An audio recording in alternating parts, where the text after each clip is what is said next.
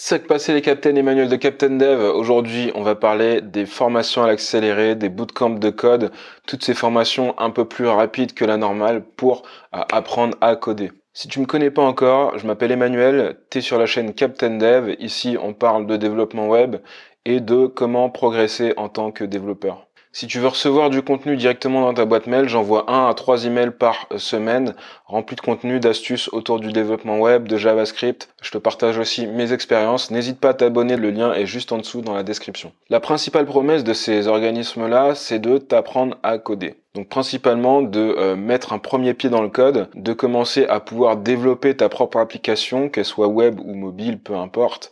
Vraiment appréhender les bases du métier de développeur. Alors certaines écoles te vendent aussi que tu vas trouver un job directement après être sorti de leur cursus. Petit aparté, je vais interviewer sur la chaîne 2 de mes amis qui sont passés sur des formations accélérées de 9 et 6 mois je crois. Donc ça je te le réserve pour les semaines qui arrivent, ce sera intéressant d'avoir leur avis, leur ressenti et qu'ils partagent un peu leur expérience. Alors tout ça c'est bien joli, mais qu'est-ce qui se passe vraiment une fois que tu arrives sur le marché du travail et quand tu sors de ce genre de formation? Vraiment, il n'y a pas de réponse globale, ça va vraiment dépendre du profil, de ta capacité à être autonome, et ça c'est assez primordial. Bien sûr, plus la formation est longue, mieux c'est, parce que tu as plus d'expérience et tu as plus le temps de monter en compétences, mais clairement c'est pas une chose facile. On m'a posé beaucoup de questions. Moi, de mon point de vue, je suis pas passé dans ces écoles-là, donc c'est très difficile aussi pour moi de donner vraiment un retour hyper fidèle, d'où les interviews qui arrivent. De mon point de vue, il y a un vrai décalage entre la demande du marché qui veut toujours des développeurs hyper expérimentés, pas chers, et en plus de ça, qui répondent à tous les besoins. De l'autre côté, on a des développeurs plus que juniors qui arrivent sur le marché. Donc vraiment, pour moi, il y a un vrai décalage et je pense que ça va poser problème à l'avenir à pas mal d'organismes. Donc je pense que la frilosité côté employeur, elle est que déjà de base, embaucher un développeur junior, ça prend du temps, ça coûte de l'argent, donc c'est vraiment un investissement sur le long terme. Donc avant, on avait des personnes qui faisaient en moyenne 2 à 5 années d'études. Maintenant, on arrive avec une partie du marché qui arrive avec un background de moins d'un an. Donc forcément, c'est plus compliqué que si tu avais un diplôme classique pour trouver un job en tant que junior. Mais c'est pas impossible. Tu te doutes bien que j'ai 2 CV, un qui a fait un BTS, c'est-à-dire qu'il a codé pendant 2 ans, peu importe son niveau, un qui sort de formation accélérée. Ouais, si la formation accélérée, elle est en 10 semaines, forcément, déjà sur le papier, tu pars pas avec tous les avantages. Il y a 2 choses. Il y a être capable de coder, il y a être employable. Ça, c'est 2 choses différentes. Selon les formations, les cursus, les durées de formation, tu vas naviguer dans ces eaux-là, en fait. Et ça va aussi clairement dépendre de ton niveau d'investissement, de ton niveau d'autonomie. Pour moi, c'est un peu la façon dont je l'interprète. C'est pour ça que je pense que c'est un peu plus compliqué pour ceux qui n'ont pas le plus gros niveau dans ces formations-là. Autre chose qui va vraiment impacter le recrutement, c'est l'expérience. L'expérience, qu'elle soit théorique ou pratique, plus elle est courte, plus ça va être compliqué. Donc plus tu auras à faire tes preuves et à proposer autre chose en fait pour te démarquer. Donc voilà, moi ce que je conseille, j'ai pas épluché toutes les formations, je mettrai des liens de vidéos qui le font très bien. Si tu cherches à être recruté et à être pris en tant que développeur junior juste derrière, plus la formation est longue, mieux c'est. Tu auras plus le temps d'appréhender des concepts, c'est un métier qui est compliqué, on ne le dit pas assez souvent. Si ton but c'est juste de créer ta boîte derrière, une formation courte ça peut être intéressant parce que ça te permet d'avancer très rapidement, mais c'est un risque à prendre. Ça veut dire qu'après il va falloir que tu sois d'une motivation sans faille pour pouvoir avancer tout seul.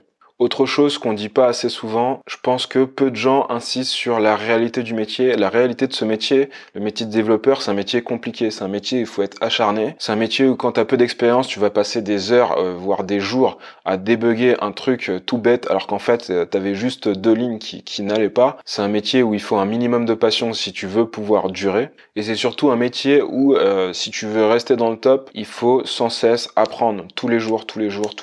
Donc ça demande du temps, ça demande des efforts, ça demande de l'investissement personnel et j'ai l'impression qu'il y a beaucoup de gens qui pensent que ça va juste être un métier à la cool où tu peux juste faire tes heures et partir, rentrer chez toi. Si c'est ça, je te déconseille de te lancer, faut vraiment que ça devienne entre guillemets une vocation. Donc voilà, j'ai un peu détruit le truc, ne m'en veux pas, mais si t'es encore là, c'est que ça t'intéresse. Tout n'est pas si sombre. Ces formations-là, pour moi, elles permettent aussi à des gens de se réorienter, elles permettent à des gens de changer de vie, pour les plus motivés, les plus dégourdis. Donc forcément, il y aura des gens qui vont se planter, c'est sûr et certain. Après, c'est à toi aussi de bien choisir l'organisme chez lequel tu vas te former, parce que forcément, tu mets de l'argent dans cette formation. Donc toi, tu attends un minimum de résultats derrière, mais il y a une grosse partie qui va dépendre de toi. Si ta formation elle est financée, tu te doutes bien que c'est de l'argent entre guillemets public que tu vas investir sur toi et que du coup tu attends un résultat derrière. Donc surtout, petit conseil, si tu as un organisme qui te dit on a tant de pourcents de personnes qui trouvent un job juste derrière, bah essaie de vérifier, essaie d'aller parler aux gens, essaie de leur demander leur avis. Sur LinkedIn, tu trouves très facilement qui a fait quelle école. Si c'est une garantie qui est contractuelle, bah n'hésite pas à la mettre en œuvre si vraiment il y a besoin derrière ton cursus d'avoir de l'accompagnement, de l'aide. Toutes les écoles ne proposent pas ce genre de service. Et donc voilà, le but quand tu choisis une formation comme ça, faut que tu sois d'une motivation sans faille. Ça va être compliqué, ça va être dur, mais c'est faisable. Et par contre, pour le coup, il faudra bosser, bosser, bosser. Donc ouais, c'est ce qui est intéressant quand on devient développeur, c'est que tu peux avoir un impact, tu peux bosser sur des projets à grande visibilité, tu peux bosser sur des projets un peu plus créatifs. Une fois que tu prends un peu d'expérience, après que tu aies fait tes premières expériences, forcément les salaires vont augmenter et ça, concrètement, bah ouais, faut en profiter et ça fait plaisir. Autre chose, si t'arrives pas à trouver de contrat, pose-toi la question, est-ce que ça vaut pas le coup de faire un stage? Si vraiment, au bout de quelques mois, t'as rien trouvé, t'as pas trouvé de contrat, t'as pas réussi à signer un truc en freelance, bah fais un stage. Honnêtement, fais un stage. Pourquoi je te dis ça? Quand tu fais une école d'ingénieur, t'as au moins 6 mois de stage à la fin. Quand tu fais un BTS, t'as 2 stages de 1 mois et demi.